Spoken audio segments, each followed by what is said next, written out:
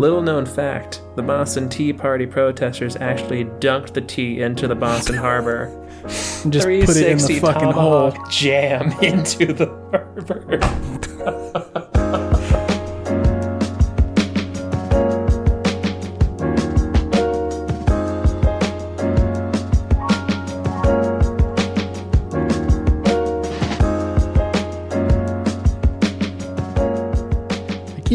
I keep wanting to have like a theme song. I know we have the song at the beginning of the episode that we play, but I wish there was some kind of ditty or tune now that we're leaning into the shock jock territory with hot stats.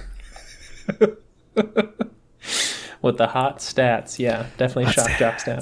Hot stats. Hey, it's Video Game Podtimism. Is it?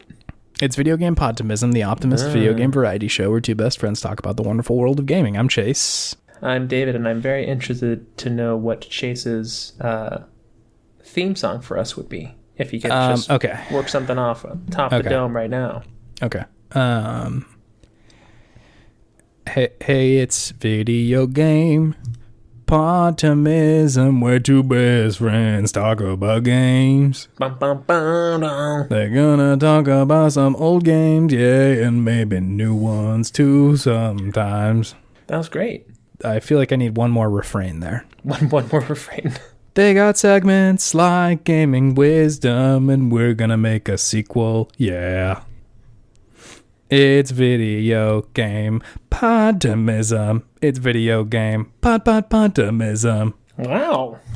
It's just off the dome, baby. I think you got it in one. You got it in one, baby. That was beautiful. Thanks. No, I have no notes. Wow. No notes. You're not gonna hurl a symbol at my head to get on time or something? We'll talk about that later, but I have no notes. Okay, all right. Horrifying. I'm going to charter a plane to Seattle to throw a symbol at you because I'm so upset. Not quite my Podtimist. Not quite my podcast. Not quite. There's video games out there, David. I gots to talk about these video games. Okay. What do you got to say? I don't know. Just like the normal shtick. The normal thing we usually do. Normal stuff. What have you been playing this week?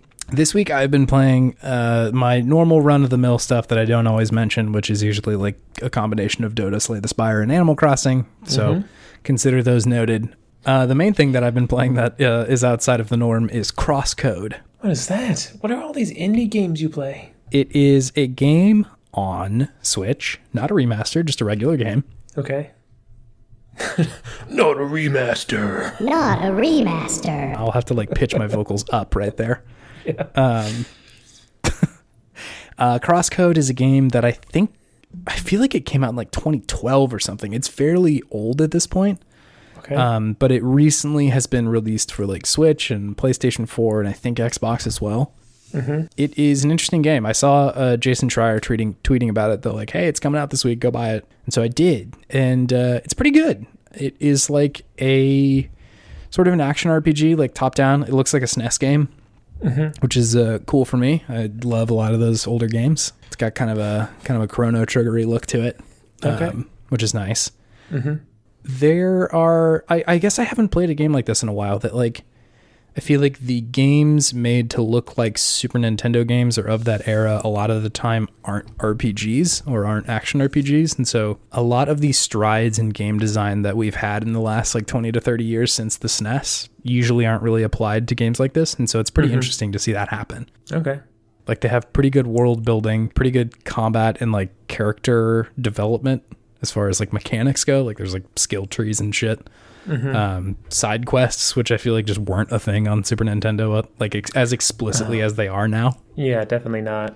There's like a pretty good map, and like the weapons are all pretty interesting, and all that sort of stuff. So yeah, it's good. It's a pretty good game. It was. Cool. It's odd. This game was made essentially as like a browser game. Oh, that's interesting. It's weird. Like it's made with this JavaScript library called Impact, which I had like fucked around with for a while. I think in school they had made us like make a game with this, and I think we had made like a side scroller beat 'em up or something. But if I remember correctly, it is not the easiest thing to program with. And so like, I'm surprised that they were able to pull this much out of it. But yeah, it's pretty weird seeing it on the Switch, given that it was like intended to be in like Firefox, you know? You're just like, this isn't right. No. Your education is coming out a little just bit. Like, yeah. What is this? What are you guys doing? This isn't the intended medium. But I mean, like, they made it work. There are some like performance issues with the Switch. Mm-hmm. Like the frame rate kind of goes all over the place. I wouldn't really mind if it was just like consistent. Like it'll drop from like 60 to 20 to 34 to 60 again, depending on like how dense the area you're in is. Mm-hmm. So that's kind of jarring, but you know, they said they're working on it. So whatever. I'll wait. But yeah, it's pretty good. I'm enjoying it quite a bit. Cool. All right then. Crosscode. Go buy it. It's made by Crosscode. Like 3 people, I think. So good for support them. Indies. Well done. Yeah. 3 people. What about you, David? So what I'm playing, or what I have been playing, was still The Last of Us Part 2. I beat it finally. Nice. It's a long game. Yeah, long game. Pretty fucking long game. Yeah. The last bit was pretty enjoyable for me because I got to traverse through my city. Spoilers. Sandy B. Yep. Sandy B's in the game. They did a pretty faithful recreation of the train station. I was just going to ask, like, do you recognize very many of the spots that they were at? No, yeah. I was actually, it was like the first time in a video game where I was like, okay, I can get around this guy because I know this building over here has a little thoroughfare in this spot. Yep. So I was able to go up and snipe somebody and their dog. I got their dog too. Took him out. You monster. Wait, you didn't kill any of the dogs? No, I did. I want to pretend that I didn't. The game was so hard on me. Don't act like you're better than me, Chase. You were in that pit too. It was hard. You I feel bad, man. I got dogs. I don't want to kill dogs. It did feel bad. It did feel bad. And then I beat the game, which was liberating. Yeah, I think I had mentioned something like that on the last one. Like, oh, thank God. Like, yeah. I didn't want to stop. I'm free of this burden now. Yeah, exactly. It was painful. I was starting to have like bad dreams, and it just kept keeping me up. So I definitely get the feeling. Like, very few video games have made me have a physical reaction like that game did. Yeah. Just with my heart rate, with like how long it took for me to calm down after playing it because it's just so intense and brutal. But it was fun. Yeah. It was fun. It was such a weird enigma of a video game in that way. Yeah. Yeah, they still somehow made it enjoyable to do those things, which is pretty impressive that they were able to do that. Because it's some pretty dark, heavy shit that they talk about in that game. But yeah, after I beat that, I just was like, I'm taking a break from video games for a second here. I need to not do this. Perhaps no video games for some time. Yeah. Just for a couple days. Yeah. And then I was back playing Battlefront. Sure. Finishing up that story. You know? Just because it's an easy time killer. But yeah. That's what I've been playing this week. Nothing too crazy. Nothing groundbreaking, yeah. Nothing groundbreaking. Nothing different. Cool. Is there something fueling your podtimism, David? There is. Tell me. And his name is Garen. Garen? Garen is fueling my podtimism this week. A direct shout out. This is as direct as it gets. Garen. Wow. Okay, I'm excited. But no, I had great joy for Garen because he was texting me about Control. Yeah. And he was playing the new DLC for it, which I think probably will be my next gaming excursion. Sure. And he was talking about that it was good and he beat it. And then he went back and beat this other boss that he had been having trouble with during the first playthrough, like a secret kind of really hard boss in the game. Yeah. And he just like said, yeah, I won and I just beat the crap out of this boss and just like owned them. I was like, hell yeah, Garen. Face your demons. Face your challenges. Face your in-game and real-life demons. Let's go find that bully, punch him in the face. Say, I'm Garen. I'm better than you. I am better than you. He texted me that he started playing Alan Wake, too. Yeah. Yeah, he just told me today he finished it. That it was trippy. Yeah. A pretty typical Garen pace. Mm-hmm. Yeah, pretty quick. For video game playing. Sort of just like, hey, I'm going to play this on Friday and Monday. Hey, I beat this thing now. He powers through. Voracious Garen. Garen Voracian. I had a similar experience when I was watching you play Sekiro. I had already faced the demons in Bloodborne, and I was like, I know the mountain that he must now climb to get through this video game. And I was pretty excited that you got through it, because there's a couple times in that game where it's just fucking brutal. It's bad. Slog through it. It gets bad. Yeah. I don't know if I could do it again. Oh, you could. Trust me. I believe you. After having played Bloodborne to Sekiro, and Sekiro not being that bad, and then playing all the Dark Souls and being like, I know what to do here, you would be able to get through it again. Okay. You just gotta adjust. Just gotta adjust. Just gotta play by their rules. That's really what it comes down to. I have a Podtimistic thing, which is also a person. Oh, let's hear it. It is the early 2000s version of Adam Sessler. Oh my God. Deep cut. Yes, no, that is a deep but very welcome cut. I don't know why. I think I was like watching some clips for the game that we're going to talk about, and somehow like reviews from XPlay got surfaced to me, and I sort of fell down that rabbit hole for a little while. It's wild watching this stuff, because it is like 20 years old at this point, but still funny, still good, still like pretty thoughtful in the way that they're like talking about video games. Both him and Morgan Webb were pretty competent hosts as far as like the game review show goes. I've seen him on Twitter say before, like, we didn't write all these things, but still they were pretty good at doing this. Yeah, I think anybody listening to this show who also knows Adam Sessler will not be surprised that he is probably a pretty big influence on the way that we approach this show, of sort of like there's a seriousness to video games, but also like here's a fart joke instead too. He really did shape me in many ways. Yeah, oddly enough. Yeah, definitely a role model. Yeah, back then. Which I'd be willing to bet he would not be excited about to hear.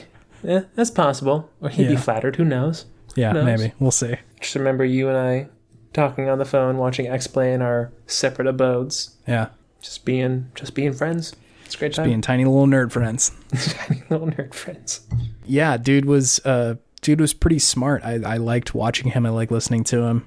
I mean, again, I'm talking specifically about Adam Sessler, but this absolutely goes for Morgan Webb too. Like she was also incredibly entertaining and well put. I think I'm just thinking of Adam Sessler because I like paid attention to him afterwards as well.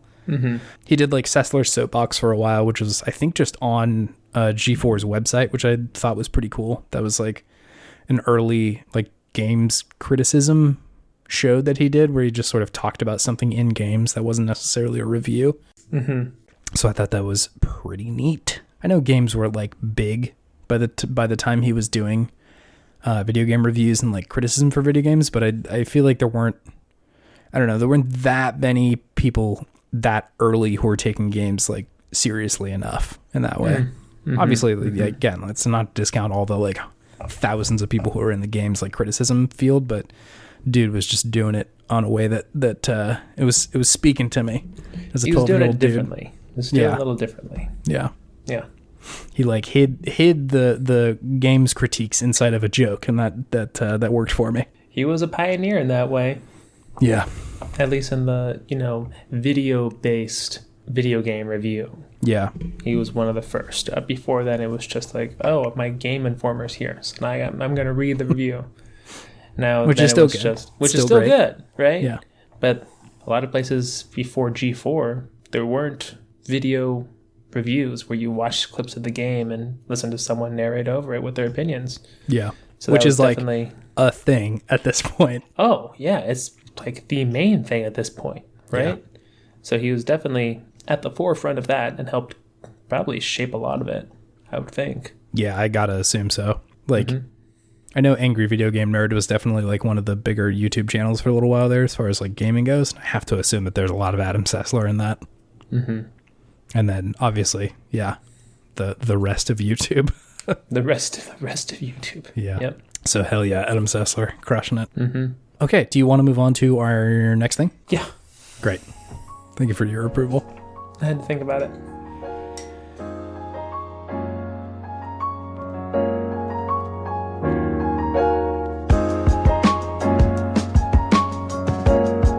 I don't have a song for good games like I did last week. I'm immensely disappointed. Yeah. My day's ruined. I'm just going to leave and go to bed. Good night. That's okay. I'll do the podcast on my own. Hey, it's me, Chase. I'm also the co-host. Hey, do you like video games? Yeah, I like video games. Sick. How about a joke now? Why did Kratos cross the road? Because he's broken and he wants to raise his son good. Get it? Do you get it? Why did Kratos want to cross the Colossus of Rhodes? Fuck. It's right there. Son of a bitch. You missed it. I missed it. It was right there. It was right there, baby. I was swinging at a pitch that wasn't even out yet. God you almost damn. had it. You were adjacent to it. This is why I need you here. I can't do it on my own. Come back. I'm here. Come back. I'm not going to bed. At least not yet. Thank you. Okay, great. Because we have a game that I'm genuinely very excited to talk about because there are about 1 million thoughts I have on this video game. I'm really excited to hear all your thoughts because I have not as many. I don't think I have 1 million. Okay, that was an overestimation. I do not have 1 million thoughts. Okay, so how many thoughts do you have then? If you're just going to exaggerate everything now, I have 5 bullet points. A very countable amount of thoughts. 5 million bullet points. So literally like a handful. I got a handful. Literally a handful. Okay. All right. I can compete with that. I can compete with that. It's NBA Street is the video game we're talking about today. EA Sports. Big. Such a strange name for an already strange company. Is EA Sports Big even still around? No, definitely not. They made some heaters. Yeah, and we'll get into this. I have some notes about it. Okay, sorry. I don't want to step on your hot facts, your hot toes. Hot stats. Hot stats. How is it hot facts? You can say hot facts. I'll make another stinger that says hot facts. Is it just going to be like fart noises or something? That's what I was imagining. Hot facts. Hot facts. It's just the foghorn. An air horn, yeah. Or foghorn, yeah. I mean, I'll take an air horn. That'd be a little more peppy. I'll do both. We'll see which one sounds better. Just do them both at the same time. Just the battle of the horns. Hello, this is our podcast. It's horrible to listen to. It is hard on your ear parts. We hate our listeners' ears. NBA Street came out. Wait, hold on. Hot stats. Hot stats.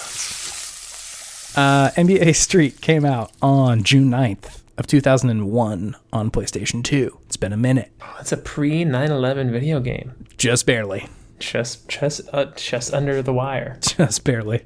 Wow. I also realized we've been doing a lot of games from right around this era. We're going to have to switch it up and do something either much older or much newer. Okay, that's fair. So this game was developed by a company called NuFX, spelled N-U-F-X, because it's the new millennium.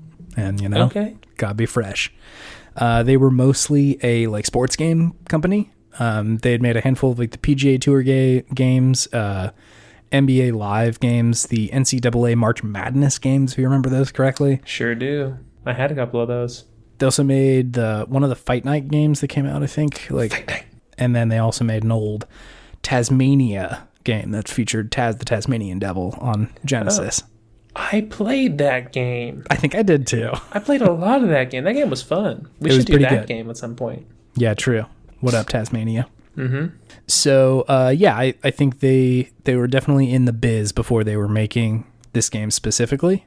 And I think this game was reviewed fairly well. It wasn't bottom of the barrel sort of stuff. I think the second version of this game, the NBA Street Volume 2, was the better reviewed one, but this one was still fairly well reviewed. I do have a review from Jeux Video. Jeux Video. Game Cult did not weigh in on this one, so we'll see you next time, Game Cult.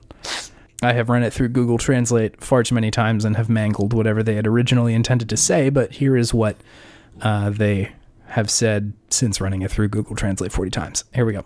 Finally, the PS2 has a lot of basketball games. Everyone on NBA Street is there to meet the needs of society. Pre-made games, great games, impossible. I want to read that one more time. Yeah, pre-made games, comma, great games, comma, impossible, period. Pre-made games, great games? Great games, impossible. EA Sports has a good reputation for causing people anger problems. Is that how it ends? That's how it ends. We've gone too far. You've gone. We have to go back, Kate.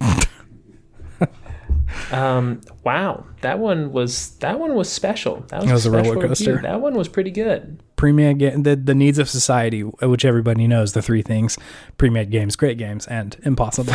I like the beginning. Finally, the PS2 has too many basketball games. There's a lot of basketball games.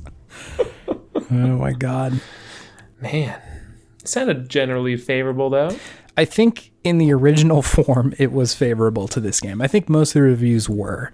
Yeah. A lot of them talked about that the concept was pretty new and fresh, but the execution was a little lacking, which I think they cleared up pretty well in the second volume. Oh yeah. And so, just real quick before we get into what the actual game is, this was published, as you said, by EA Sports Big. Which was like a subdivision of EA Sports, which was focused on these quote extreme sports video games. Published some fucking heaters, man. Yeah, they had some good games. It was NBA Street, NFL Street, and FIFA Street. NFL Street I remember being pretty fun. That one was pretty good too. A bunch of the SSX games. All the SSX games. Those were so fun. Yep. Def Jam Vendetta. Oh, they did Def Jam? They did. Interesting. They also did Sled Storm, which appears to be an extreme sports version of snowmobile racing. I want to play that. And of Why course, have I never played that? I know. I was also like, I haven't heard of this.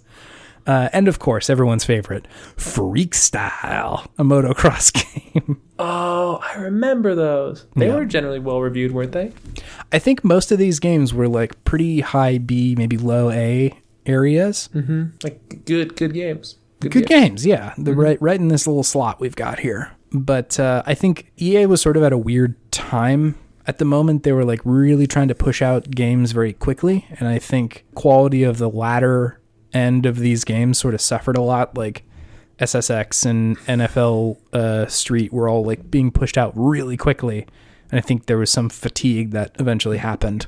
I think it was NFL Street 1 and 2 were put out in the same year. NFL Street 1 came out in January, and NFL Street 2 came out in December. Really? Yeah, they were pushing hard. Wild. Yep. That's too fast. Can you explain to me and our good friends at home what this game is? So NBA Street takes NBA to the street. So what that means is 3-on-3, so it's not 5 versus 5 like a regular basketball game. Yep. You have all your favorite teams, all the 5 of the best players on the team, so you get to choose your 3 players from the starting 5 of the team that you choose, right? Yep.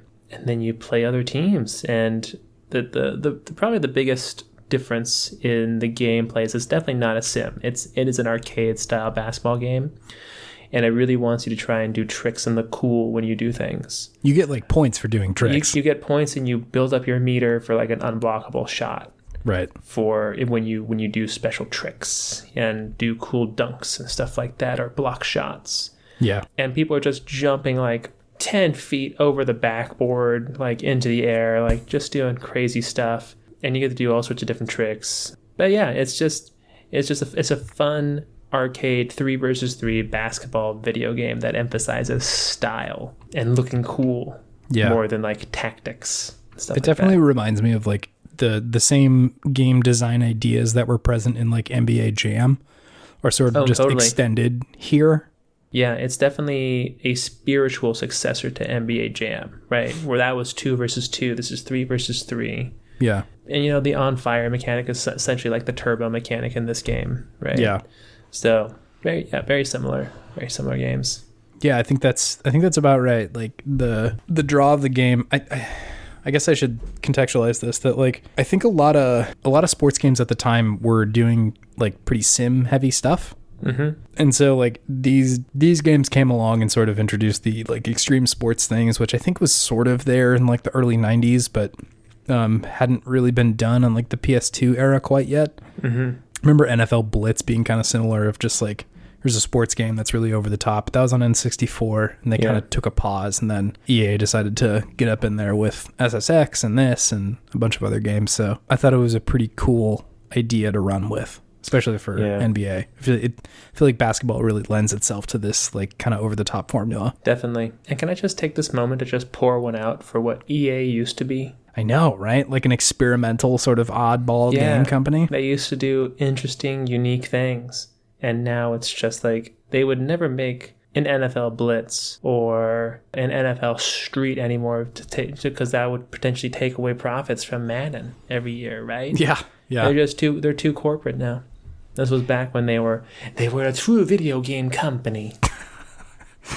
It is odd because I feel like the audiences of like this game and the simulation sports games can be pretty different. Like you don't necessarily have to have one.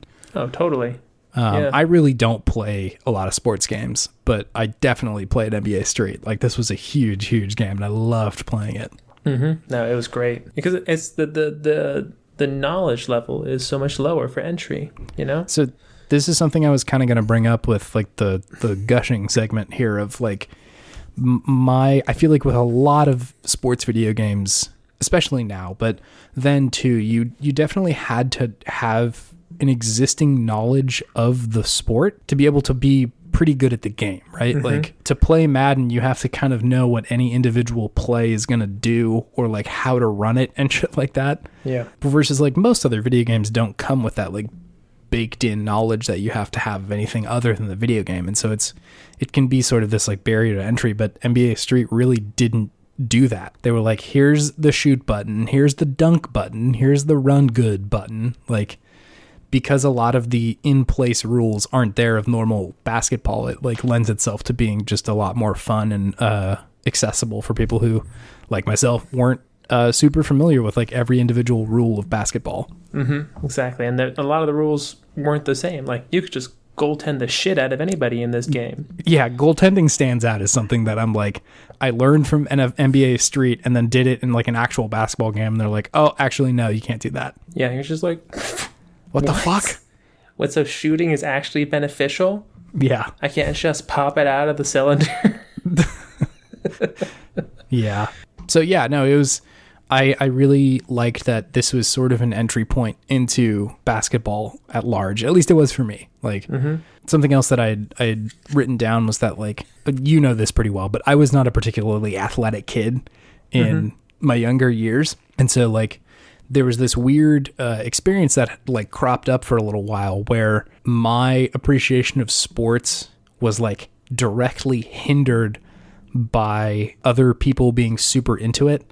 Like when you're a kid and like your identity is so heavily based around like the things that you do and like what you appreciate and like you're either in or out of a certain crowd.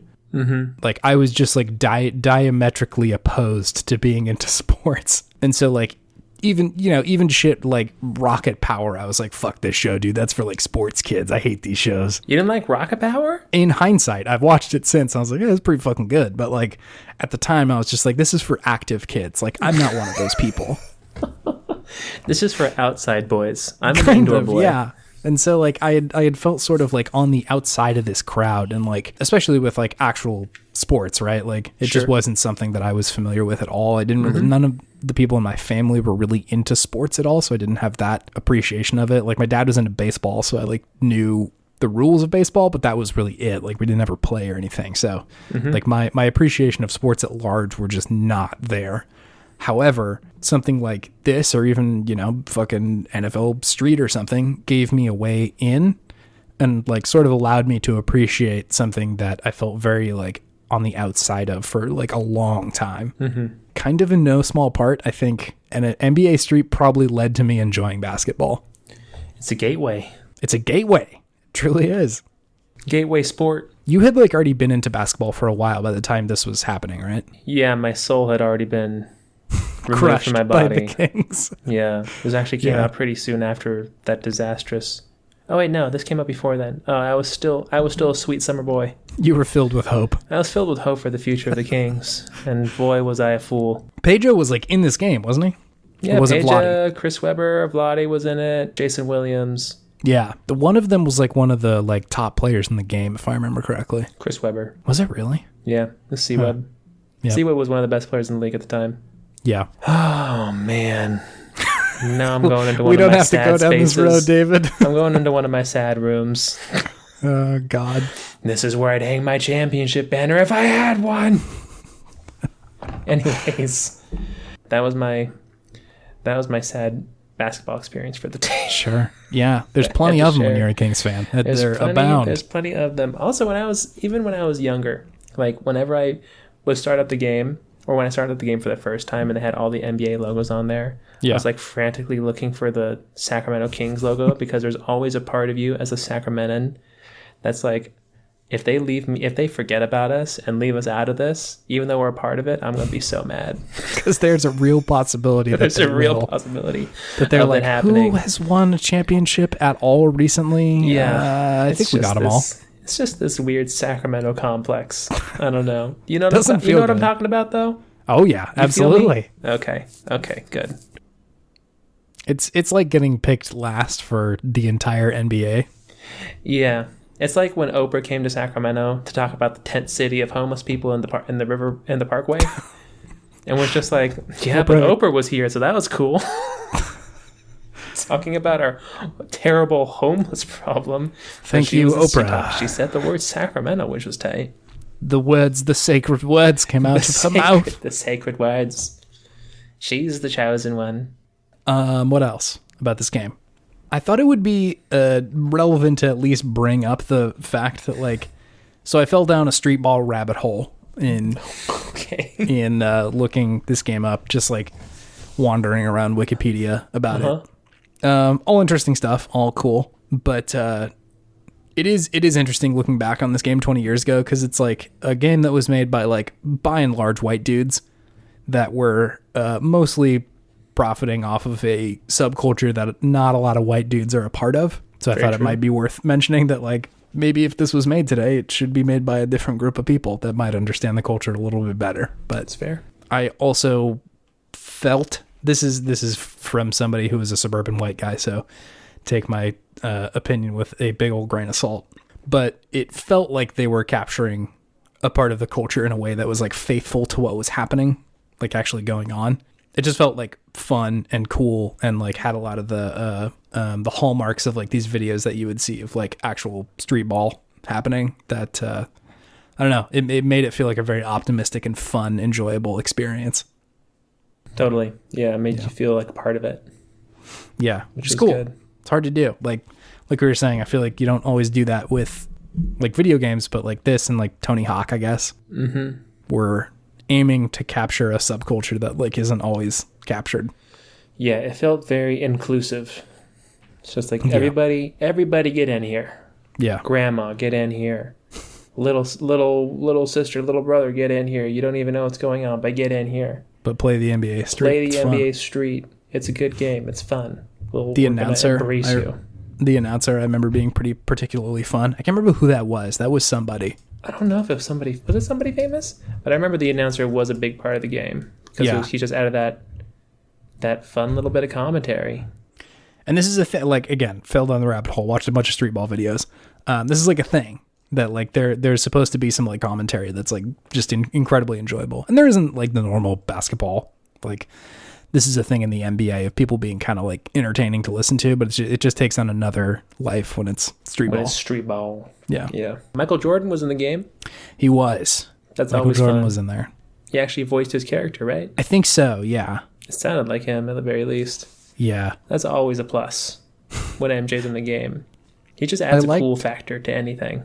They also had these like original characters that I thought were pretty fun. Mm-hmm. Oh, yeah. Yeah, all the like the street ballers. Yeah. Totally. What is it, like Biggs was one of them? He's just like a big dude. Mm-hmm. Bonafide, I think, was another. Who was the guy with the afro? I think that was Stretch. Stretch was my boy. I love Stretch. Dr. J ass looking dude. Yeah.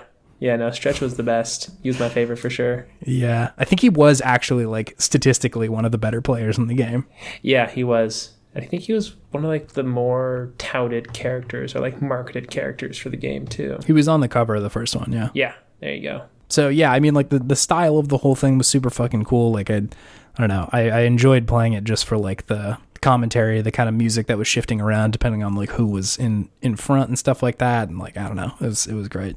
Mm-hmm. Yeah, any other feelings on this game? Not really. I like this game a lot. I do wish the like arcade sports game was a thing still. Yeah, they're kind of gone. They all got replaced by The Sims. Yeah, the sports game Sims, not the video game The Sims. Yes, the sports game simulators. Sorry. That's fine. Yeah, other than like, I guess Rocket League, like that's the only kind of ridiculous sports game that's out there right now. That's not even a sport, though. Not even a real life definitely sport, not. Right? It's just sort of like, it plays out like soccer. Sure, for sure. But yeah, no, this genre isn't really a thing. And I feel like it would still be so much fun. Like that formula of sports kind of taking away some of the rules that are normally in place and just making it a fun experience, I feel like isn't specific to the time that this game came out at all. Like it still could be a very much enjoyable experience. What would they have to do to remake it, to restart the franchise for today? Yeah. Not even a remake, not a remaster, But like a new just thing. a full reboot. I don't know. I feel like you may have to speak to this one more because I don't play very many sports games now. Like what the strides in sports games like design has been since then. Yeah. Like all I really know is that like the games have become a little bit more complicated as far as the mechanics go, right. which I don't know would serve this game. Talking logistically, you probably couldn't use actual NBA players now because all the NBA and NFL and everybody have like exclusive rights with all these different gaming companies. So unless EA decides that they want to actually do this again, because EA doesn't even do a good basketball sim game. It's all 2K. 2K is the big one. Yeah. And I can't support them anymore because they have so many microtransactions in their games. Yeah. It would be cool if EA went back to NBA Street and just did the exact opposite, because they have NBA Live. It's not that great. Yeah. It's fine. It's not anything better than NBA 2K. It does nothing significantly superior to it. Yeah. So why not just pivot in the exact opposite direction? Just go, we're doing arcade. We'll still have a create a character mode that's going to be just off the walls crazy. Kind of make it like a Saints Row to GTA. Yeah. Right? So just make it cartoony, make it over the top, make it ridiculous. Put superheroes in it. Put fucking Marvel and Disney characters in it because you're EA and you have a partnership with Disney. So why not just have like Iron Man and the Avengers NBA Street Team or Frozen NBA Street Team? I would watch Olaf game's dunk. for That would be grandma. fucking This sick. game's for your little sister. She wants to play as Olaf. She wants to play as Kristoff. She wants to be Anna and Elsa and just fucking drop dimes on your ass while looking stylish as hell doing it, right? So I think I would play the shit out of that game. You talked yourself. That one's for Worked free. yourself up. That one's for free, EA. Just do NBA Street again. Use all your Disney marketing or licensing powers and just do it. I definitely don't need the whole NBA roster to be there. Like, no, you just need the best ones. You just need the best players. yeah, I mean, I would play it even if there wasn't a single NBA player in there. If they just like kind of made some fun characters, or like somebody who's Jekyll Borden. Jekyll Borden. The best basketball player of all time. Basketball. Michael Jordan. Michael Morgan. No, I feel like you just look at the success of like the characters that they put in Fortnite and shit like that. Like you can just dump really anybody in these games and it would still be fun. Yeah, so long as it's fun. Yeah, you don't have to have the NBA players in it too. Exactly what you're saying. You could just, if you make interesting, compelling characters. Yeah. And interesting teams that have unique play styles compared to one another, or like unique traits that other teams don't have. Like maybe this one has like a player whose 3-pointers can't get blocked. Yeah. Right? Which totally would change how you would play them. Kef Sturry can't get blocked. Or they just, no, that's what they should do. They should just fuck with people and just name them after all these NBA players, but just make it so that they can't get sued for it. Kef Sturry. Just make him look nothing like Steph Curry. It absolutely does not look like him. That'd be good. I'd play that game. I think there's a lot of room for like the like quote unquote campaign story sort of stuff too. Oh, you could do something really good. Okay. It needs to come out whatever year LeBron's Space Jam is coming out, because I'm sure LeBron would figure out some kind of contract to be in this video game that allows him to be the only NBA player in the game. Right. It's just actually LeBron James and then all these other weird-ass players. Wait, so it's LeBron James. The premise is he's playing NBA Street Volume 1 with his kid, and then all of a sudden his house gets like struck by lightning or something, and he gets sucked into the game. And then all the other characters in the NBA also get sucked in, but he's the only one who keeps his consciousness because he's the king. He's King James, right? Sure. And so now he has to go around saving all these other characters by beating them in 3-on-3 basketball games, NBA Street style. Sure, it's like they've been converted to the darkness, and I've got to beat them in basketball to unlock them. Exactly. It's all being controlled by the Monstars. The Monstars. This is the Space Jam 2 video game tie-in that we need. Really though, I mean, like you could just take like Def Jam had a fucking ridiculous story mode that was incredibly fun to play through, because it's like there's no way that this problem is going to be solved by these two rappers wrestling each other. Same sort of thing of like there could be any number of conflicts that need to be resolved through basketball. What conflicts should be resolved through basketball, Chase? What do you think? The princess has been captured and taken by Bowser. You have to dunk on him to get him to take the princess back. You have to humiliate Bowser so badly that he does not want to play basketball anymore. I don't deserve you, Peach. Just go with LeBron. He's the better man here. The president has been captured by ninjas. You have to fight the ninjas in basketball. I would play 3-on-3 versus some ninjas. That'd be fun. That'd be fun. And if you win, if you do a good enough dunk, you get the president back. Well, maybe not this one. You have to infiltrate this base in a cardboard box and then dunk on their commander to win. Oh no, our whole army has been defeated because we got dunked on. No. Metal Gear Dunk. Punished Dunker. Punished Dunker. Oh my god. Yeah, no, I mean, just the shittier the story, the better it will be, given that any problem can be solved by 3-on-3 basketball. Could it be like a bunch of vignettes? So it could be like Stuntman, but instead of different car chase movies, it's different scenarios of normal movies where instead of fighting, you just do basketball, and they're all starring LeBron James. or historical events that like are reinterpreted as basketball games. Oh wait, Hamilton the musical, but it's basketball. Correct. Yeah, that's what I'm imagining. That's gonna sell like hotcakes, baby. Don't you want to see Lin-Manuel Miranda as Alexander Hamilton dunking on Aaron Burr, sir? The American Revolutionary War, as told through a couple of games of pickup basketball, is all you need to know. The dunk heard around the world. Oh my god. Little known fact, the Boston Tea Party protesters actually dunked the tea into the Boston Harbor. Benjamin Franklin did a sick 360 and just put it in the fucking hole. Jam into the harbor. After doing a through the heezy off of one of the redcoats. Oh my god. This game needs to be made. Wow. Yeah, I really want to play that. There's so much that just any historical figure playing basketball is just such an incredible imagery. I mean, we started off trying to make a game, but we've now made a franchise.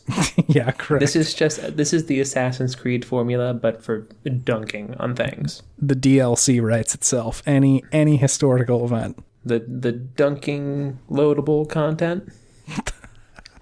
Dunk loadable content. We do not choose to do sick dunks because it is easy, but because it looks fucking cool. And then JFK dunks. Hey, Rice University shout out. Oh, Neil Armstrong doing fucking 3-on-3 basketball with aliens when he gets to the moon. Come on. Like, this belongs to America now. He dunks the flag right on top of one of the aliens. Exactly. Come on. This is one small 2-pointer for man and one sick dunk for all of humanity. I'm still doing JFK. I'm sorry. To say, did JFK go to the moon? He can be on the team. He'll be the third person. You know what I'm realizing right now is that history is really just a series of people dunking on other people. I think so, yeah. Metaphorically, of course. Metaphorically dunking. But we and will in this make case, it physically literally dunking now with this video game. Yeah. Man. The French Revolutionary War. What up, Robespierre? I'm going to put this fucking rock in the hole, you son of a bitch, and then I'm going to behead you about cake, it. Motherfuck. Bam! Cake on your head. Oh my God. That's pretty good. That's pretty good. Yeah, no, that's a fun game to think of. Oh, if only one of us was a video game designer. Yeah, that would be cool, wouldn't it? Yeah. All right. Anyways, move on. Let's go. Yeah.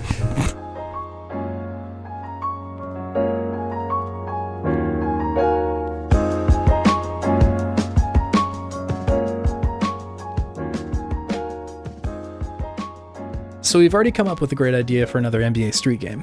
That's a game that I'm legitimately wanting someone to make. Deeply Please make this. want to play. Yeah, that would be amazing.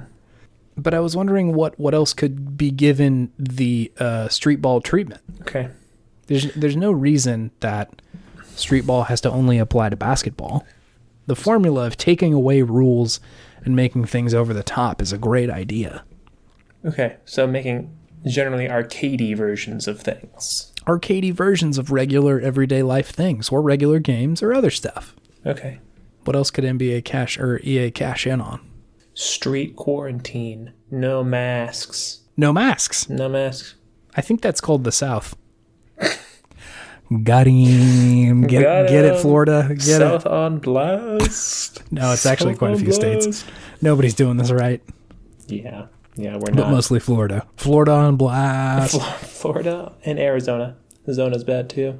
I think presidential primary street could be pretty good. I think actual fist fights might be a real improvement on what's already happening. So it's just geriatric fist fighting. Yeah, just less rules, you know? Like if stuff gets hot, like just take your jacket off. Let's move it and groove it. So would it start as like a 3-on-3 basketball game? A 3-on-3 basketball game. It would start like that. It doesn't always end that way. Oh my God. Can Joe the Plumber be in it? Joe the Plumber is the announcer. The hype dude. Great. And who was that other guy? The red shirt guy that everybody loved, but then Ken Bone, and then people realized he was a creep or something. I think he was a nice dude. I think he just kind of got overblown. No, wait, yeah, he had a weird Reddit history. He had a weird Reddit history people found. Like he posted on some weird like young ladies Reddits. Yeah, he's got some weird stuff going on in his Reddit history. Okay, so that's an option. What do you think Formula 1 Street would look like? That's just Need for Speed, right? Underground? It's either Need for Speed or Road Rash. What's Road Rash? Have you never played Road Rash? No, what is this? Whoa. Road Rash is a video game where you're like on a motorcycle and you're racing other people on motorcycles. And you definitely like fight with each other. Like you can punch the people or like whip them with like chains and shit, or you have like maces, if I remember correctly. Jesus. It's a combat game. The oh my God, the cover of the game is another man punching a man on a motorcycle. That's pretty cool. That's pretty fucking cool. Made by EA? Wow. It reminds me of, what is that game? Pursuit Force? Is that what it was called? It was on the PSP. Yes. Wow. That was a game where you would jump off cars and punch people and get into other cars, and that was a whole game, and it got really boring really quick. And they tried to make it like a big thing.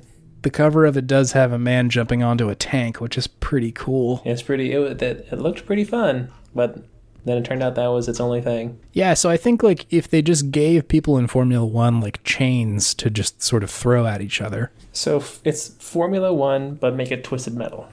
Pretty much, yeah. I mean, like they're still going really dangerously fast, so like that's already kind of like dangerous on its own, but you know, throw some bananas in there, throw a green shell in there. Are they doing regular Formula 1 tracks, or are they on like a streets of the world? It's a basketball court. On the basketball court.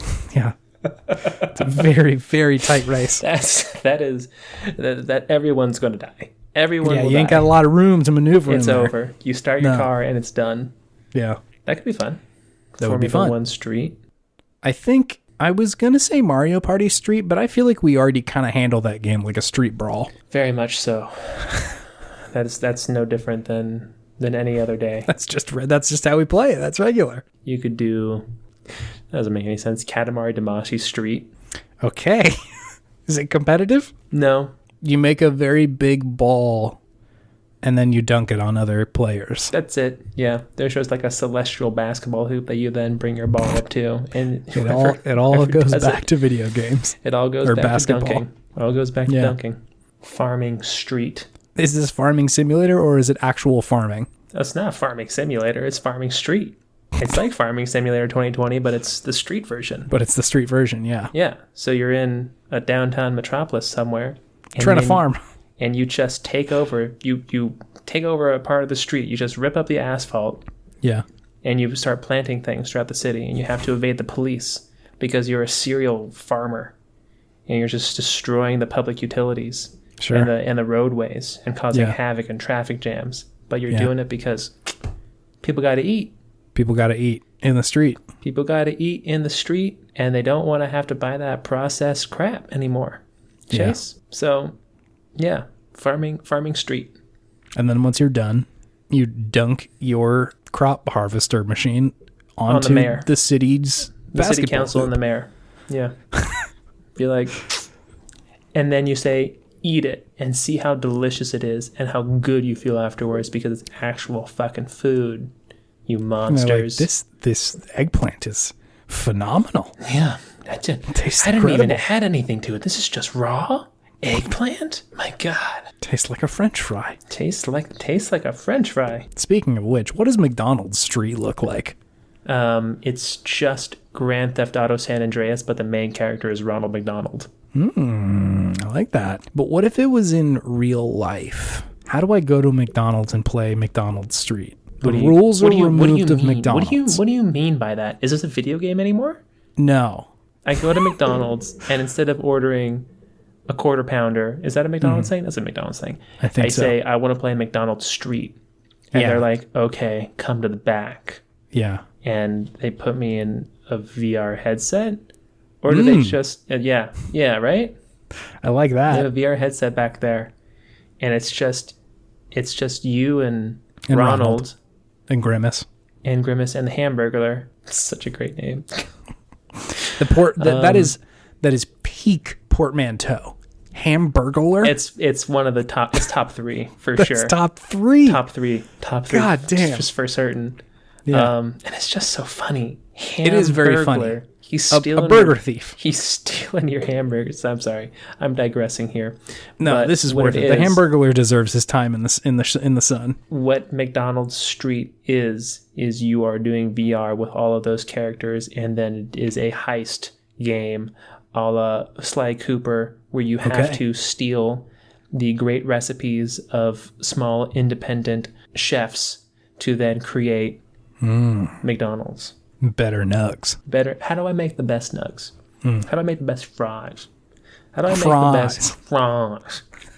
How do I make the best soda? Apparently McDonald's soda is different than other sodas because they do a different ratio of soda water to syrup. Did you know this? Is that actually true? It's a thing. People are obsessed with McDonald's soda. I Google it. There's like an online cult for it. It's weird. My sister's a part of it. Conspiracy theory. Oh my God. No, but like if you go to McDonald's and you order like a Sprite, and you're just like, that Sprite just hits different. It's true. There's something. Those words have come out of my mouth before. This Sprite hits different. This McDonald's Sprite hits different. It's true though. It's true though. Apparently they actually just follow the formula for syrup to soda water. Wow. And that's the only thing they do differently. But that's what I've been told. It fucking hits, man. But yeah, that's the game. That's the game. It's a thieving game. That's good. I like that. It's corporate espionage thieving game. Yeah. How about that? That's nice. That'd be fun. I'd play that. Oh, but wait, hold on. Sorry. Okay. One last thing. Last boss is Sneak King. Ooh. Crossover. Little crossover with the beaks. Mm-hmm. Sneak King is just chasing you the whole time. You don't realize it. You didn't even know. It's like when you're, spoilers for Last of Us Part 2, when you're Abby fighting Ellie in that room and you just like can't see her at all because she's so quiet. Yep. She's like Sneak King and he's just leaving traps for you. She's like Sneak King. Can you imagine the internet's response if in that last scene they replaced Ellie's mocap with fucking Sneak King? Jesus. That would be pretty great. That would be pretty great. Oh man, I've never been so conflicted in a boss fight before. I'm just like, oh yeah. God, stop. She's squealing. Yeah, I don't want them my babies to fight. This was my daughter in the last game. It's true. This was my child, and you're making me beat her up now? What is wrong with you, Naughty Dog? And this is my new big beefy friend, Abby. She's yoked, and I wish I could be this yoked. This is my new wife. This is your stepmom. Abby. Her buys are fucking huge. Babby. The bad burglar. Yeah. They used to call me Abby, but I got so bad they call me Babby now. Badby. Badby. Badby's bad biceps. It's the workout VHS she's put out. The sequel to P90X. Badby's bad buys. Do we need any more street sports? We can revisit this one in the future. That was good, I think. Yeah, perfect. I need some user submissions. Yeah, send us your best street version of a video game, please. Okay, cool.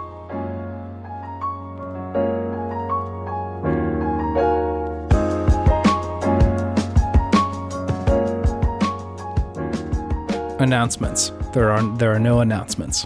Perfect. Great. We're on Twitter. Oh, that's an announcement, isn't it? No. Oh, that's a reminder. It's a reminder. Okay. It's an update of the still normal status that we are on Twitter. Sure. So you can go fuck around with us over there. You can review the show if you're feeling so inclined. That would mean a great deal to us. We would think very fond things for you. Yeah. And when I fall asleep, I'll say, thank you, reviewer. Mm-hmm. Totally platonic. Don't worry. Yeah, no, it's not a weird thing. I'm just like, it's like a little pre-bedtime prayer. Imagine that it's the same energy as a child saying, I hope you saw how good I was today, Santa Claus. Yeah, same vibe. Mm-hmm, same vibe. Same energy. So you can do that. Is that it? Interact with Chase on social media because he's sad on there. He's lonely. I don't want to tell people I'm sad on there. He's sad and lonely. Go interact with him. Wow. Putting me on blast. Not on his regular socials, just the Video Game Podtimism social. I need validation. He needs just a tiny bit. I need validation. He's a ding boy. You have to remember this. That is true. If anybody could send me an Xbox achievement, that would be just wonderful. He just needs a quick bump of those neurotransmitters. Please. Yeah. Yeah, I think that's it. Do you have any gaming wisdom? Yeah.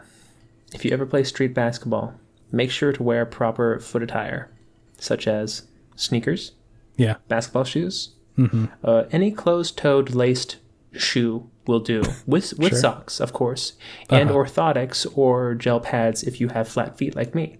Sure. What you definitely don't want to do is play basketball in flip-flops. That's asking for a bad time, because maybe someone will step on your flip-flop in between the flip and the flop, and then you end up the with... flonk. Yeah, the flonk zone, and you end up with a fractured foot, okay? Because you didn't put on the proper foot attire, okay? So wear shoes when you play basketball, kids, okay? Even if it is street ball, I know we said there's no rules. Only rule is wear shoes. Wear shoes. Also, don't, assault people on the court. That'd be cool. Yeah, don't do that either. And don't step on your boyfriend's flip-flop when he's playing basketball. Mallory. I was trying to piece together where this was coming from. I would be willing to bet if Mallory was here, she would deny that this was how the story went down. No, she blames me for not wearing shoes, which is why I did the thing. Yeah. But I have an X-ray. I got an X-ray, and we'll see what the doctor says. Was this recent? It was July 3rd. Recent? Yeah, it was about when I was back in SAC. I was about to say, were you dunking one out at the Benavides abode?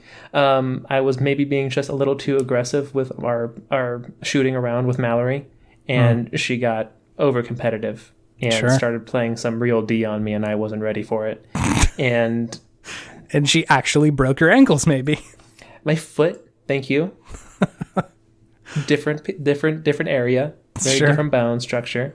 That's both great gaming wisdom and just regular good wisdom. But it's feeling better, and I don't blame her because I know it was an accident. So that's the real gaming wisdom. Look at that adult conversation. Even if someone harms you, as long as the intent wasn't there, forgive them. Move on with your life. There's no point in having anger in your heart for someone who meant no harm to you. Yeah, it's true.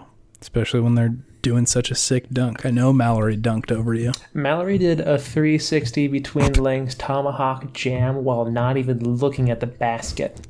And just made me feel She's like making a child eye contact again. with you. She's making direct eye contact with me the whole way. Doing one, just pointing both of her eyes and then pointing to me, just stank face. She did the, what's the trick? Where they like throw it off the backboard and dunk it in NBA Street? Serving it up.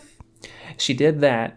She threw it to herself in the air, and then she stopped and threw it in the air again, and then jumped up again, and then dunked it. Wow. I would love to see her and Alexander Hamilton go 21 points. And Shin Manuel Miranda go a couple rounds, see who can do the sickest dunk. 1v1, let's see. God, I gotta play this fucking video game, Featuring David. LeBron James. LeBron Dames. LeBron James. If we can't get his likeness. You know, LeBron really needs to make a video game studio when he's older called LeBron Games. Whoa, Jesus, yeah, he does. That's the easiest money I've ever given you, LeBron. I just ask for you to pay my student loans. That's it. This is $1 million idea. That name is at least worth that. At least half, right? Yeah. He's probably already trademarked it. I'm sure they've already thought of that. Yeah, it's probably true. He's not a dumb guy. Yeah.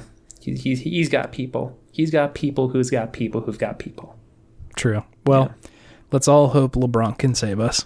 Just, yeah. Just don't win a championship because you're a Laker. I'm sorry, LeBron, but I can't. Yeah, that would be ideal. I can't take the physical pain of losing to the Lakers again. Okay, bye. Okay, bye.